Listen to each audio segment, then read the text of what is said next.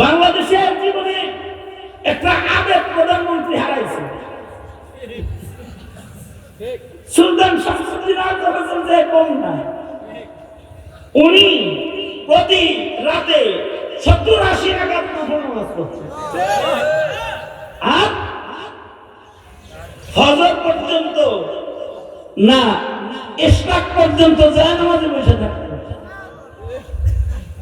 Daily কোরআন মজিদ পড়তো, তাহাজ্জুদ পড়তো, ঘুমটা দিয়ে চলতো পুরা রাবিয়া বসরি, এই হাতা জামা গায়ে দিত।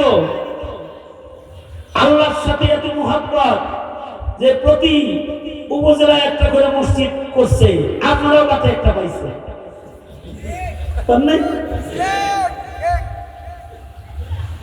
ইস্তেমার জায়গা দিছে ওনারা, ফাউন্ডেশনের জায়গা দিছে, ওরা আবেগ মানুষ। কিন্তু দুঃখজনক বিষয় হলো ওই যে তার ইবাদত কি আল্লাহর লগে খাতির বেশি একটা হয় নাই, মুনাফিকের মতো ইবাদত হয়ে গেছে আর কি। কারণ 5 তারিখে ছেলেরা যখন ওনারে দাওয়া দিল, মানুষের কাছে নেতারা বলল নেত্রী আল্লাহর লগে খুব খাতির, কিন্তু 5 তারিখে আমরা দেখলাম নেত্রী পুরা দিল্লির লগে খাতির। আল্লাহু আকবার। কোথাও জায়গা পেল না, দিল্লি চলে গেল। যা অত্যাচার মানুষের উপরে করলো, আল্লাহ পাক ছাড় দেয়, ছেড়ে দেয় না। ইন্না বাতশা রাব্বিকা লাশাদীদ, আল্লাহ পাক ধরে ফেলেন। এখন আবার মাঝে মাঝে উনি আমাদের বরকত দিতে আইতে চায়,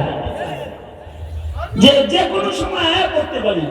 আমরা যেখানে যাই সেখানেই দাওয়াত দেই, আপা খালি আয়া করেন, অনেক বোঝাপড়া বাকি আছে আপনার সাথে।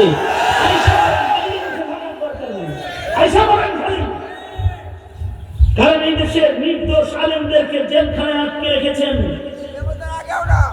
তাদের উপর অত্যাচার করেছেন। মাসুম মাসুম তালবে ইলম যারা ইমানের দাবি নিয়ে শাপলা চত্বরে জমা হয়েছিল নাস্তিক্যবাদ আর কাদিয়ানি বিরুদ্ধে, তাদেরকে গুলি করে, বাতি বন্ধ করে গুলি করে তাদের শহীদ করেছেন। তাদের রক্ত রাতের অন্ধকারে গরম পানি দিয়ে ধুয়ে ঢাকা শহরকে পাক সাফ করেছেন। কত খেদমত আপনি জাতি করছেন, এই খেদমত গুলোর বোঝাপড়া আছে। এই জাতি এগুলো স্মরণ রাখবে।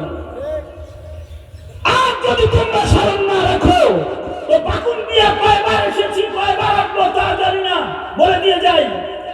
যদি তোমরা স্মরণ না রাখো, তাহলে কবরে শুয়ে নাস্তিকের আওয়াজ শুনবা, মন্দিরের কুলুনের আওয়াজ শুনবা, আজানের ঘড়ি বন্ধ হয়ে যাবে। সুতরাং স্মরণ রাখবে জাতি। বুজুর্গ ইবাদত করে সম্পর্ক কাফেরের লোকে যার ভালো হয়, বুঝতে হবে এটা মুনাফিক। বুজুর্গ ইবাদত করে সম্পর্ক ভালো করবে কার সাথে? চিল্লায় জোরে আওয়াজ করে বলো। ইবাদতের মাধ্যমে সম্পর্ক কার লগে ভালো হয়? আল্লাহর লগে ভালো হয়।